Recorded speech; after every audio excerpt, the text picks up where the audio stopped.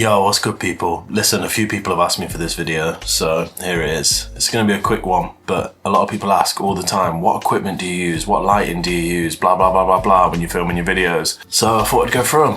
So I'll start with the one that I think is the most accessible and the newest and the most useful for DJs. I've mentioned it before, so you'll know, but it's the Osmo Action 5 Pro. Wicked little camera. I use it in clubs. You can do bits of vlogging with it. It's waterproof. You could take it on holiday. You could film your family barbecue, whatever you want to do. But what I like about this one, it's the cheapest of all of them, I believe. It's still not cheap, but it's 320 to 350 pounds. But the things I like about it, it records really well in low light, which obviously nightclubs are notoriously low light. It's got a super wide viewing angle, so you can have the camera literally here and you can see the whole DJ booth. It records 4K, really good quality video, and it doesn't overheat.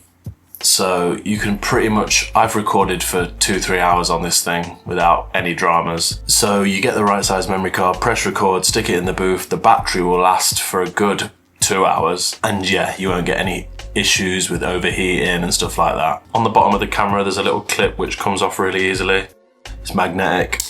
You could clip it to a tripod or anything like that to prop it up in the booth. Really good camera.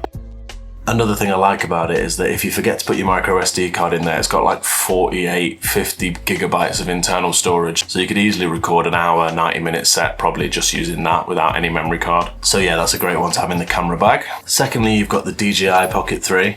Again, DJI, absolutely killing it. It's great for vlogging. You can set it to face track you. You could put it in the booth and you could click your own face and it would track you through your whole set. The little camera moves around, which is really cool. Secondly, and this is the same with the other DJI camera, they just work so well. You never have any issues with them. They connect to an app on the phone. You can download the footage from there. You can put it through to your computer and edit it on there, whatever you want to do. The Pocket 3 again is great in low light. It's not got as wide an angle as the Osmo Action, so it's not as good for really tight DJ booths and sort of situations where you don't have a lot of space. But because the camera sits on a gimbal, all your footage is like perfectly stable. It's great for walking around a new city and filming it. It's wicked for vlog purposes. I think that's mainly what it's for. The next camera is actually getting a little bit old now, but it's the Insta360. I think it's that 1RS version, and it's obviously a 360 camera. These are great. I mean, in well-lit situations, they're absolutely awesome. You can put it on you'll have seen people put them on big selfie sticks and lean them across the crowd, or people just prop them up in front of the DJ booth and it'll film 360 all around. So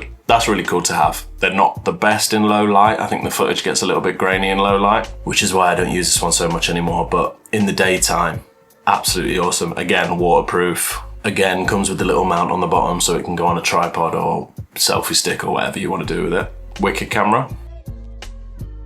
And then in terms of cameras, last but not least, my main camera, which is my favorite in terms of quality and everything, is the Sony FX30, which is a wicked camera. It's by no means cheap. I've just upgraded actually from the Sony ZV-E10, which is a lot more budget friendly, and it's still a wicked camera. I only upgraded because I've sort of grown out of it now and I needed some extra capabilities for some of my other stuff like my vlogs and these videos. I wanted them to get cleaner and crisper, so that's the only reason I upgraded. But not knocking that camera, is wicked. It's decent enough in low light. If you have that as your main camera when you're filming a DJ set, you really know about it, because the quality compared to even those, which are great, is like that next level above. So yeah, if you do happen to have the budget, I do recommend getting one of the Sonys. They've got like a whole APS-C range, which is like a slightly more budget friendly range. You can get like 11mm super wide lenses like the one I'm filming this on. And yeah, if you've got space to film in a DJ booth with one of them, the quality of the content's gonna be really crisp. But that's not knocking these other ones. Honestly, the Osmo Action 5 Pro looks crispy. And if anybody asks me what camera should I get starting out,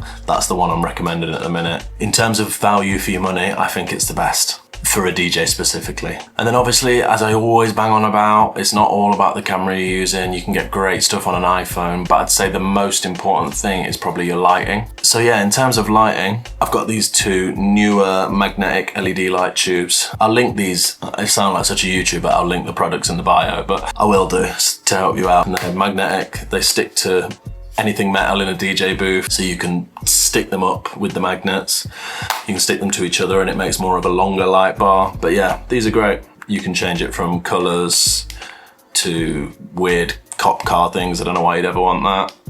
Or just white. And I'll have them white and I'll set them sort of one here and one here, a bit further out, but in the DJ booth just pointing at me. And that really helps. It would really help any camera, I think, whether it's an iPhone or whatever. DJ booths are always dark as hell, so get a couple of these, definitely major key. And then yeah, I just thought while I'm here, I'll shout out a couple of little accessories that I've got. I'll never be seen without my magic arm and clamp. This thing, you loosen it, and then you can manipulate it in any direction. The camera screws on top here, and then this side is a clamp. So when you find a position you like it in, you just tighten it back up and then it locks like that and it will not go anywhere. And yeah, if you tighten this up, it can clamp to a desk, the glass of a DJ booth. You could clamp it to your earlobe if you wanted.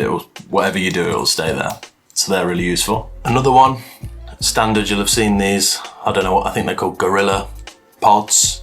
Just tripods with legs that bend and move, so you can wrap them around things, hook them around things, and they're really good. You can hold cameras upside down with these by just like trapping a pole in the middle or something.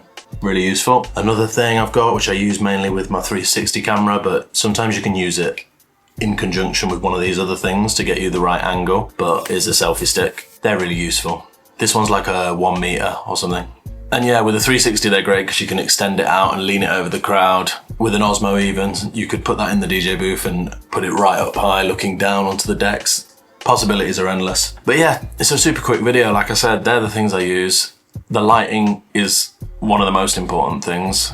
And if I was going to recommend any camera, my favorite right now is this one, the Sony FX30. For me and my skill level, it's perfect. It's absolutely sick, crispy footage, love it. But then the winner of today for people who want to take DJ content, maybe studio content, vlogging, has to be this one, this little guy, the Osmo Action 5 Pro.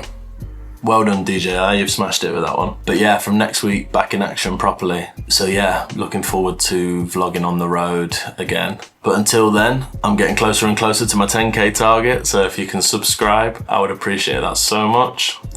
And I'll see you next week. Peace.